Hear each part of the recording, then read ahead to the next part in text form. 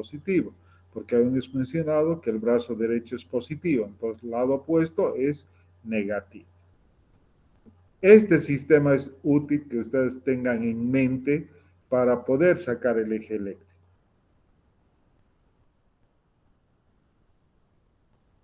Normalmente el eje eléctrico del corazón está entre menos 30 grados y más 105 grados. Eso es lo normal. Cuando está más allá de menos 30 grados, hablamos que el eje está desviado a la izquierda. Cuando está más allá de 120 grados, hablamos de que el eje está desviado a la derecha.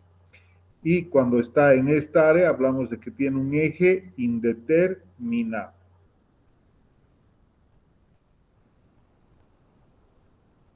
Acá el eje eléctrico del QRS, como ven, este vector está desplazado a la derecha. Este otro vector, el eje eléctrico, está desplazado a la izquierda, más allá de menos 30 grados. Y existen dos formas de sacar el eje eléctrico. Una, usando estos vectores, donde acá tienen la derivación D1, sigan el láser, ¿no es cierto?, que va entre 0 grados y menos 180 grados, es la derivación D1. La derivación D2 está en 60 grados, generalmente el eje eléctrico está sobre la derivación D2, y D3 está a 120 grados. Entonces, lo que se hace es lo siguiente. Se mide la altura de la onda aérea en milímetros, ¿no es cierto? Por ejemplo, acá mide 16 milímetros en la derivación de 1 y es positivo. Entonces, contamos sobre este eje de la derivación de 1, 16 milímetros, más o menos hasta acá, ¿no es cierto? A ver, un minutito. Te llamaré en una media hora, estoy dando clases. Ya, chao, chao. Entonces, les decía, vamos a tomar dos ejes, la derivación de 1 y la derivación de 3. Sobre D1 es positivo, 15 milímetros.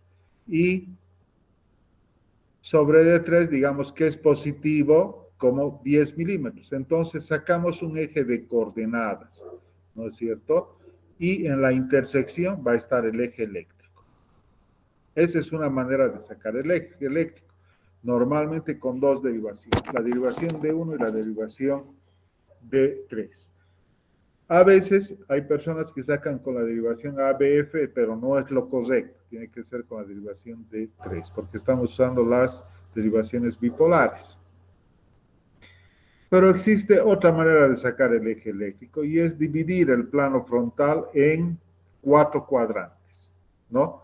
Tomando solo dos derivaciones que son perpendiculares, es decir, que la cortan en 90 grados. En este caso, la derivación D1, que vendría a ser esta, y la derivación ABF, y ustedes pueden observar que se divide en 4. Y podemos abreviar indicando que el eje eléctrico es normal cuando está entre 0 y 90 grados, o cuando la derivación D1 es positiva y ABF es positiva, ya podemos deducir que tiene un eje normal. Recuerden eso. Si el complejo QRS es positivo en D1 y positivo en ABF, tiene un eje normal entre 0 y 90 grados. El eje va a estar desviado a la izquierda cuando en D1 el complejo QRS sea positivo y en ABF sea negativo. Y va a estar desviado a la derecha cuando ABF sea positivo y D1 negativo. Y esta área se llama eje indeterminado, ¿sí? Y aquí están los grados. Entonces, el primer paso es saber en qué cuadrante está. El segundo paso va a ser buscar la isodifásica y el eje va a estar en su perpendicular. Ya vamos a ver con algunos electros y vamos a practicar, ¿sí? Acá, si D1 es negativo, el eje va a estar en todo este hemisferio. Si ABF y D3 son negativos, va a estar en el hemisferio superior.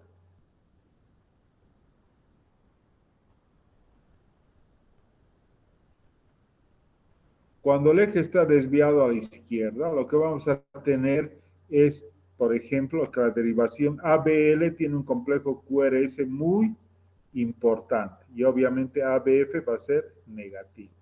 Cuando está desviado a la derecha, la derivación de 3 va a tener un complejo QRS muy alto.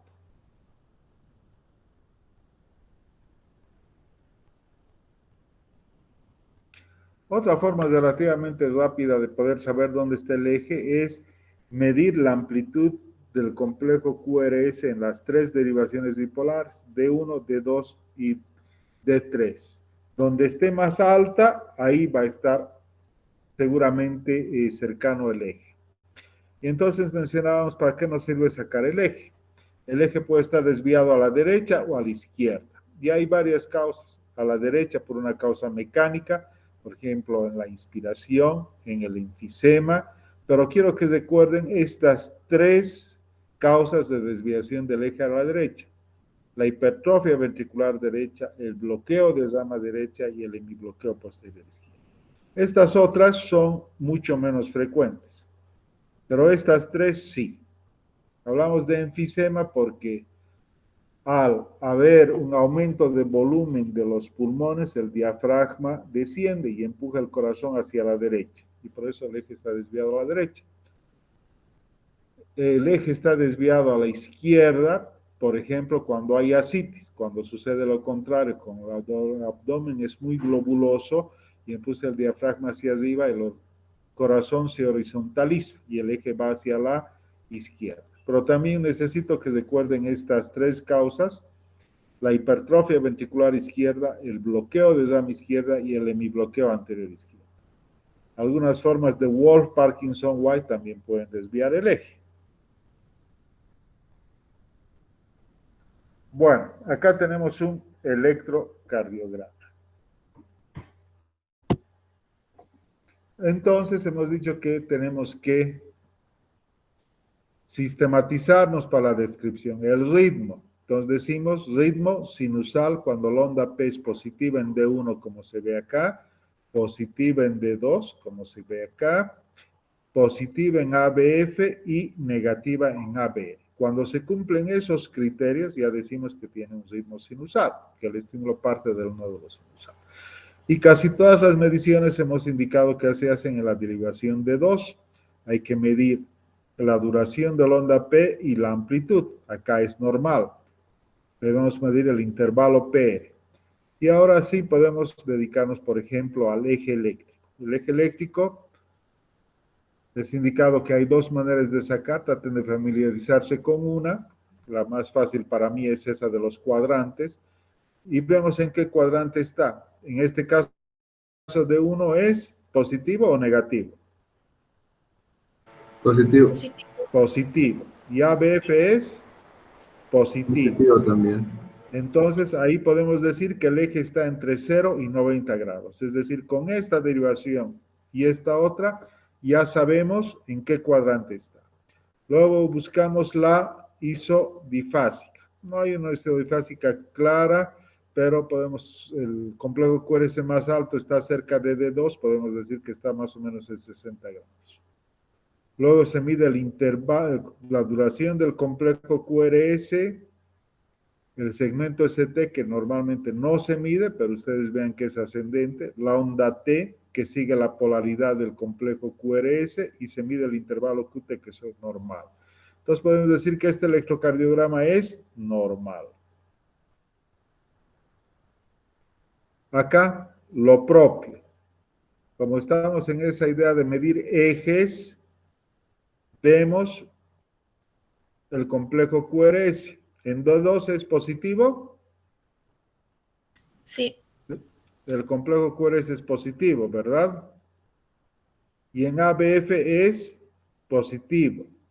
Pero si ustedes ven acá, el complejo QRS es isodifásico, es decir, que tiene un componente positivo y negativo de similar amplitud en la derivación D1. Este complejo que estoy señalando con el láser es un complejo isodifásico. Eso significa que el eje eléctrico va a estar en su perpendicular. Perpendicular de D1 es ABF. Y como ABF es positiva, el eje está en 90 grados. Este también es un electrocardiograma normal.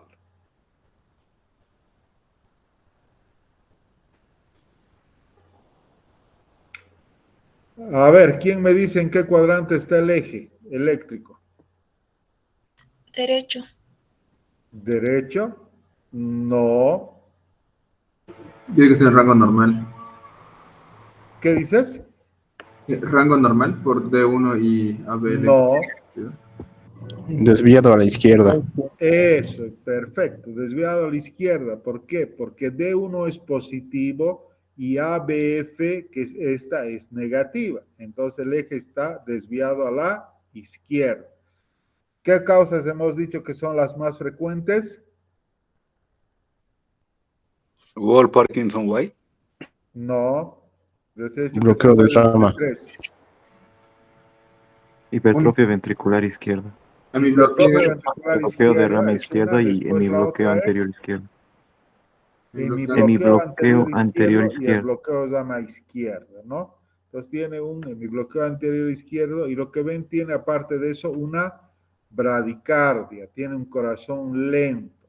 Y si ustedes se fijan, acá tiene una onda P y acá tiene una onda P. Esta no conduce y esta conduce. Esta no conduce y esta conduce. Entonces, este es un bloqueo auriculoventricular de segundo grado con hemibloqueo anterior izquierdo.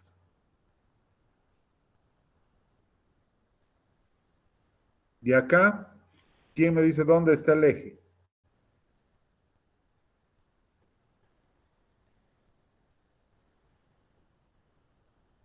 Eje indeterminado.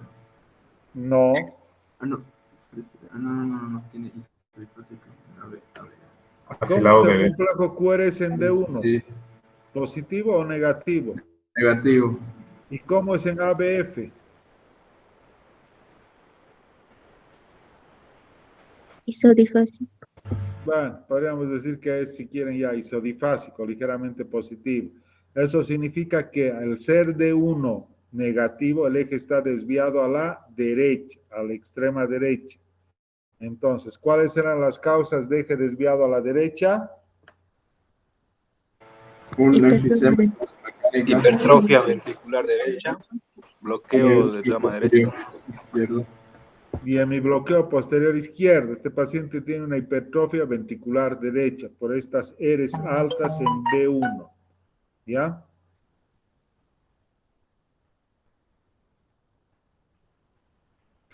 Esta no vamos a ver.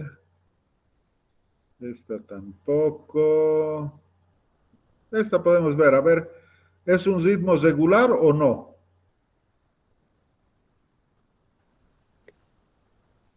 No. No es regular, ¿verdad? ¿Tiene onda P o no tiene onda P?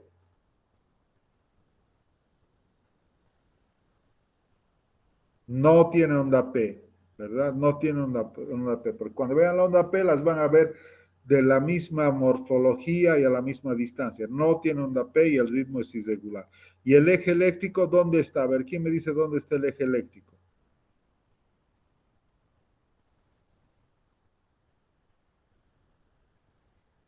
¿D1 positivo o negativo? Positivo. Positivo. ¿Y ABF? Positivo. Positivo. Positivo. Entonces ya sabemos que tiene un eje normal entre 0 y 90 grados. ¿Cuál es la isodifásica? A este lado están las derivaciones. La ABL. ABL. ABL, este es isodifásico. Entonces perpendicular es D2. El eje está en 60 grados, que es normal. Esto no vamos a ver.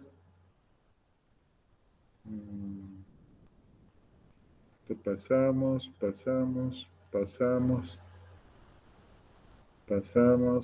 Ya. Bueno, hasta ahí el eje eléctrico. Ahora tenemos tiempo y vamos a hablar de hipertrofias auriculares e hipertrofias ventriculares.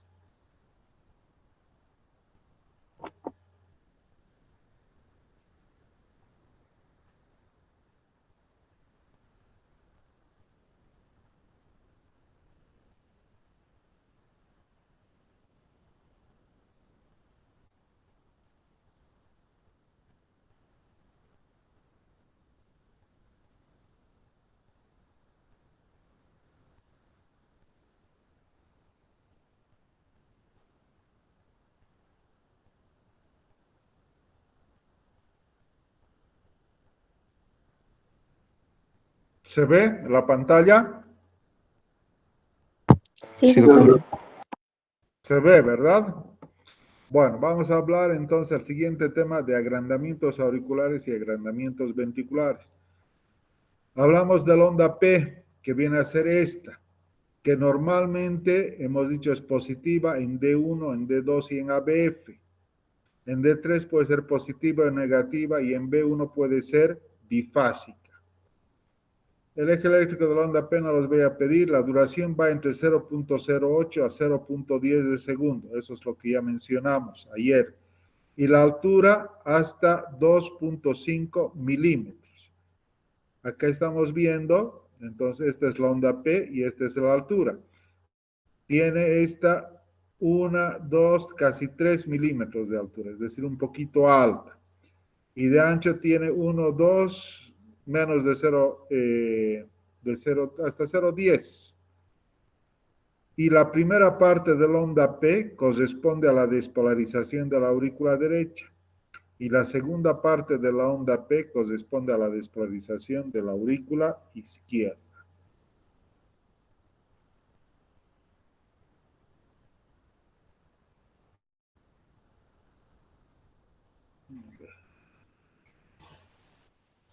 Y acá estamos viendo una onda P en esta imagen de la izquierda ancha, de la aurícula derecha inicial y la aurícula izquierda posterior.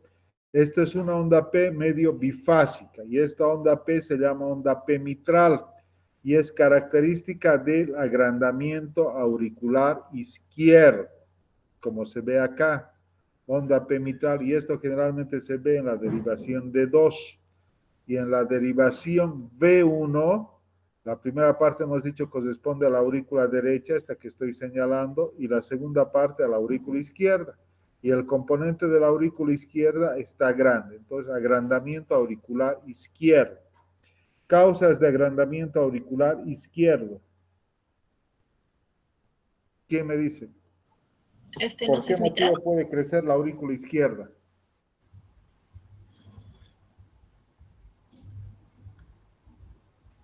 Una insuficiencia mitral y una estenosis. Una valvulopatía mitral, ¿no es cierto? Es lo más frecuente, particularmente la estenosis mitral, la hipertensión arterial, valvulopatías aórticas. Cualquiera de estas circunstancias puede generar agrandamiento auricular izquierdo. ¿Y por qué motivo puede crecer la aurícula derecha? Que como ven acá es una onda P alta, acuminada, puntiaguda. ¿Cuáles son las causas de agrandamiento auricular derecho? Insuficiencia tricuspidia. Es más frecuentemente pacientes con hipertensión pulmonar.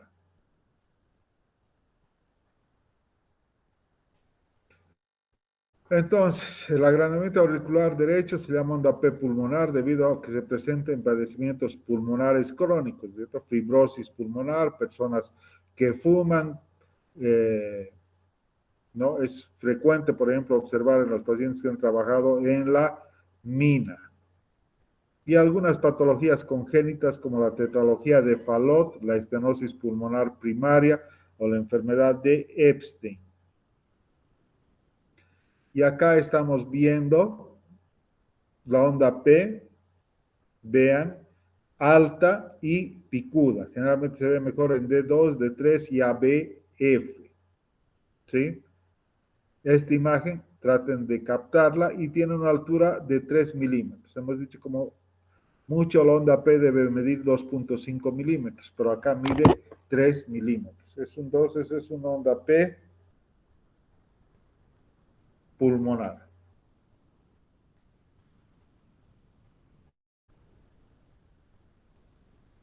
Por el contrario, el crecimiento de la aurícula izquierda nos va a dar esta onda P bifásica, ancha, ¿no? Y hemos hablado de las valvulopatías mitrales, valvulopatías aórticas, de la hipertensión arterial. Y en B1, otra de las características del agrandamiento auricular izquierdo es que el segundo componente es más ancho, más profundo.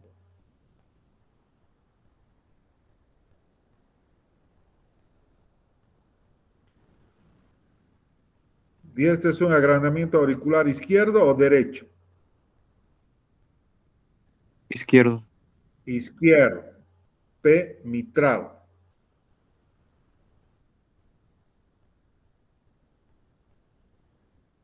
Este también es un agrandamiento auricular izquierdo. Y a veces podemos tener agrandamiento de ambas aurículas. Es decir, vamos a tener esta imagen en V1, pero también podemos tener una onda P alta.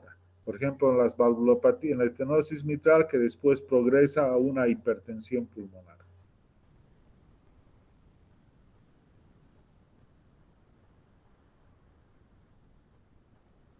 Bueno, hasta ahí con agrandamientos auriculares. Ahora vamos a hablar de agrandamientos ventriculares. Acá a la derecha están viendo el corazón con dos derivaciones, B1 y B6. Esto es lo normal, que el eje eléctrico esté más o menos en 60 grados.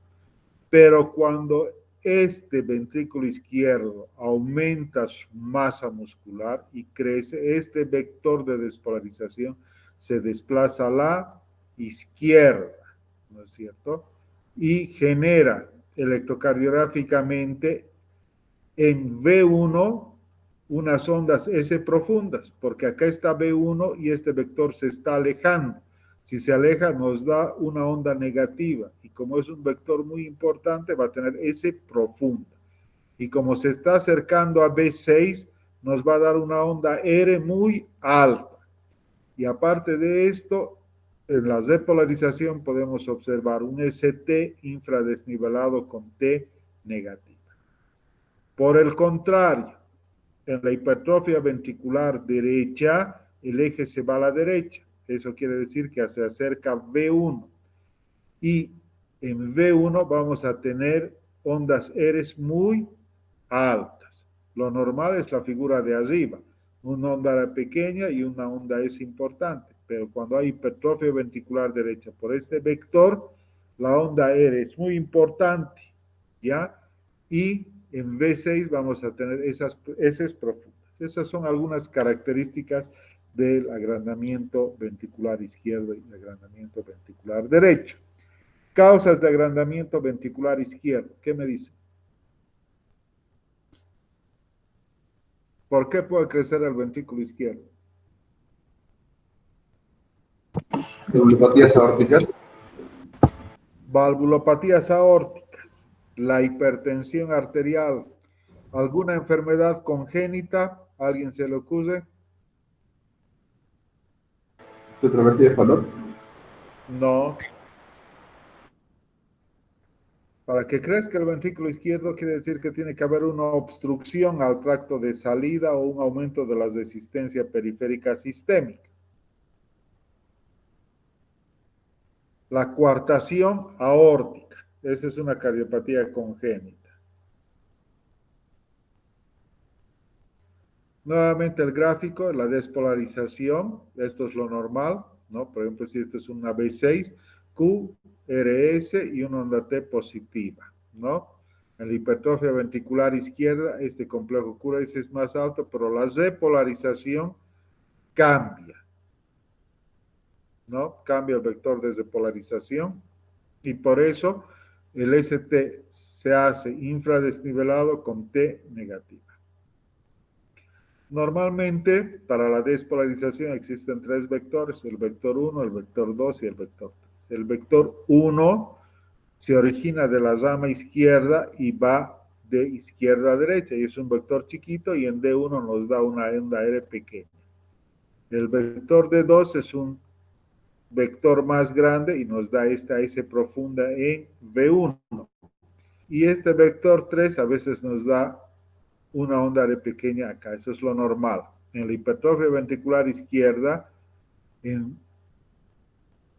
como habíamos mencionado, este vector, el vector 2, es muy grande y produce unas ondas S profundas y una onda R alta.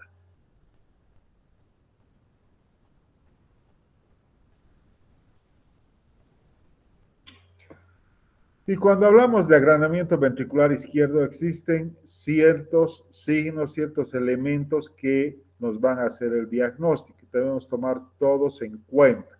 A veces no están todos, pero con que haya unos 2 o 3 ya nos hacen presumir que tiene una hipertrofia ventricular izquierda. Lo primero es desviación del complejo QRS hacia la izquierda, más allá de menos 30 grados. Otro elemento es un incremento del voltaje de las ondas R en V5 y V6, como se ve acá en este electrocardiograma. V5 y V6 ondas R altas. S profundas en V1 y V2. Como se ve acá, y hay un índice que tienen que recordar, que es el índice de Sokolov, que dice que la onda S de V1 o V2 más la onda R de V5 o V6, cuando es más allá de 35 milímetros, es sugestivo de hipertrofia ventricular izquierda.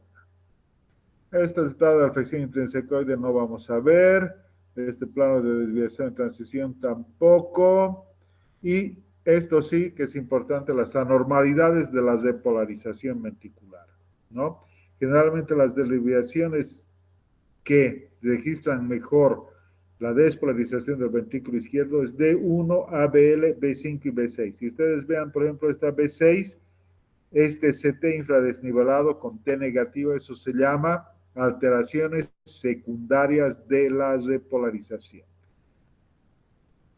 Y acá en este diagrama están viendo que el eje se está desviando a la izquierda y este ventrículo izquierdo, esta masa ventricular izquierda incrementada.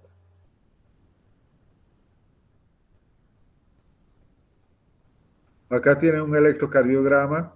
El eje no está desviado a la izquierda. Tiene un eje normal porque D1 es positivo y ABF es positivo. Y el isodifásico es ABL, que está en 60 grados, pero tiene otros datos, ¿no es cierto? Tiene Rs muy altas en B4, B5 y B6, ¿no? Y esas profundas en B1 y B2. Y tiene estas alteraciones en la repolarización.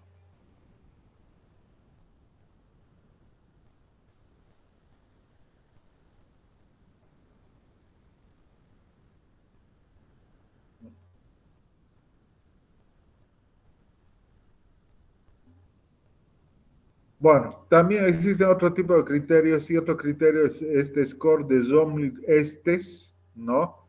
Y entre los criterios que les da un puntaje, tome, por ejemplo, estos elementos. Cualquier R o S en miembros mayor de 20 milímetros, ¿no?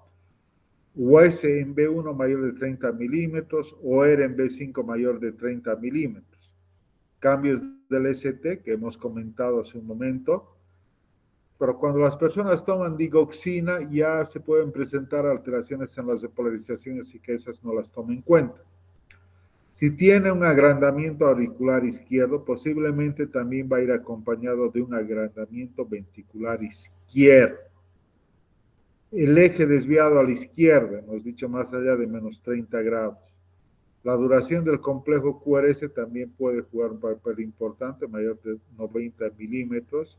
De flexión intrinsecoide, que consiste en que se mide las fuerzas finales del complejo QRS. Si es mayor a 50 milisegundos, es otro dato. El score, si tiene más de 5, seguro tiene hipertrofia ventricular izquierda. Si tiene 4, es probable.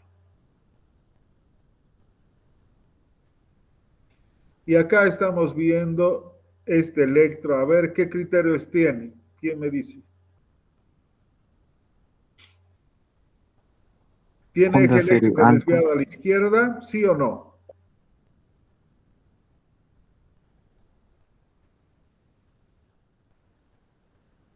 No tiene, ¿verdad? Porque D1 es positivo y ABF es positivo. No tiene el eje desviado a la izquierda.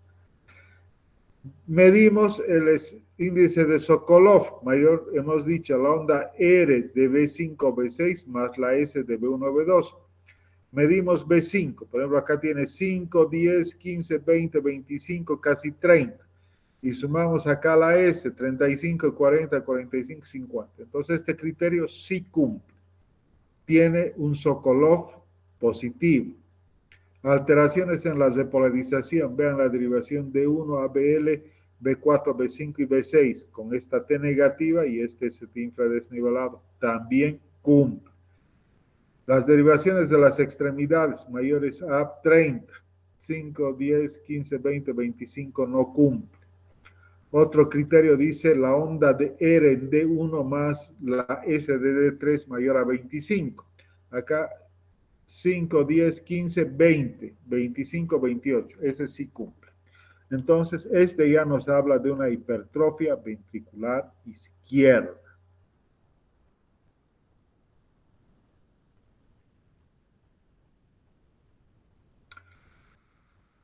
Lo normal hemos dicho en la derivación B1 que tengan una onda R pequeña y una de esas relativamente importante. Y en B6 tiene el complejo QRS. En cambio, en la hipertrofia ventricular derecha, al tener esta masa muscular y este electrodo explorador en B1, vamos a poder registrar una onda R alta en B1. Y en B6 vamos a tener heces profundas. Y estos son algunos signos electrocardiográficos. Desviación del complejo QRS a la derecha, que acabamos de decir. Aumento de voltaje de las ondas R en B1, también es importante. El índice de Lewis, ¿no? Que consiste en la R de D1 más la S de D3, si es menor a 14. El índice de Cabrera, que consiste en la R de B1 más la S de B1, si es mayor a 0,5. Es decir, que cuando la R de B1 es más grande que la S, hablamos de posible hipertrofia ventricular derecha, y ese es el índice de Cabrera. Después, desviación del plano de transición, esto no. Alteraciones en la depolarización, es decir, al haber una onda R muy importante en B1, también la onda S y la onda T suelen ser negativas en B1 y B2.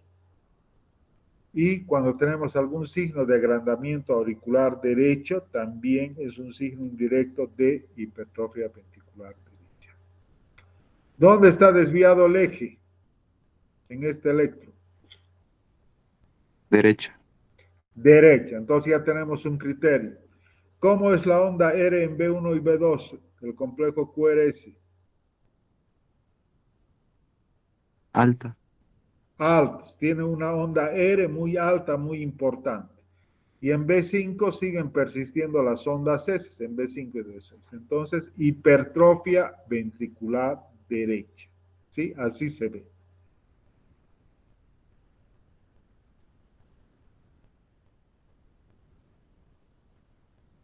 Y acá, ¿cómo está la onda P?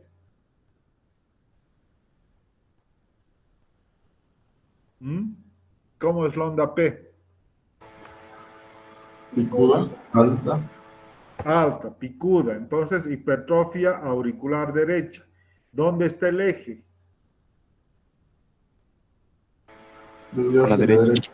A la derecha. ¿Cómo es la onda R en B, el complejo QRS en B1 y B2? Alta. Hipertrofia auricular derecha e hipertrofia ventricular derecha.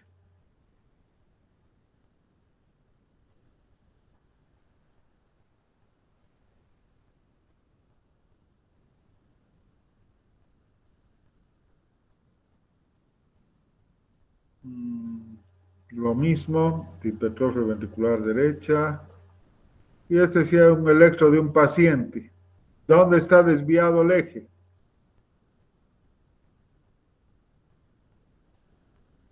Paciente de la caja. ¿Dónde está el eje?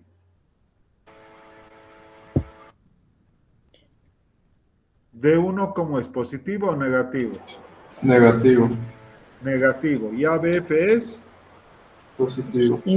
Entonces, desviado a la derecha. ¿Cómo es la onda P? En B1, Alta.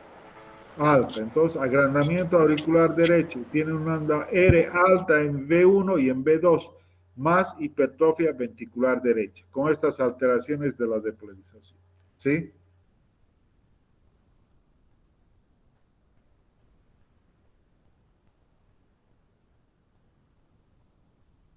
En este electro, ¿cómo es la onda P? Picuda. Es alta también, ¿no? Agrandamiento auricular derecho. Pero aparte de eso, en D1, vean que la onda P es ancha y mellada. Entonces podemos decir que tiene un agrandamiento de ambas aurículas. Agrandamiento auricular izquierdo y agrandamiento auricular derecho. ¿Sí?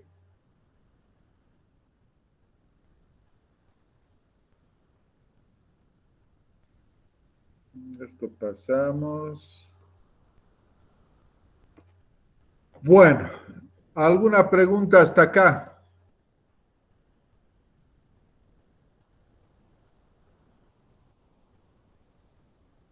¿Se entendió? ¿Alguien quiere preguntar algo? Doctor, ¿cómo cuando se sumaba y tenía que dar más de 35 milímetros? Índice de Sokolov, que dice que la onda S en B1 o B2 más la onda R en B5 o B6, cuando es mayor a 35 milímetros, es un criterio de hipertrofia ventricular izquierda. Perfecto, doctor. Y no importa si es que va a ser, las ondas van a estar en sentido negativo o positivo, lo que importa es el contar los milímetros, ¿no? No te escucho muy bien, pero en general tienes que tratar de buscar todos los criterios que me he mencionado. Si tiene, digamos, un eje a la izquierda más un índice de Sokolov, seguramente es una hipertrofia ventricular izquierda.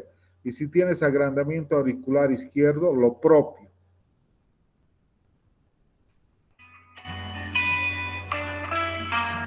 ¿Ya? Sí, este es nuestro. Bueno, traten de repasar todo lo que hemos visto, ¿sí? Y si hay alguna duda, aclaramos mañana. Yo creo que mañana vamos a llevar bloqueos, así que si pueden, vayan leyendo bloqueos y arritmias supraventriculares, ¿ya? Listo, chicos.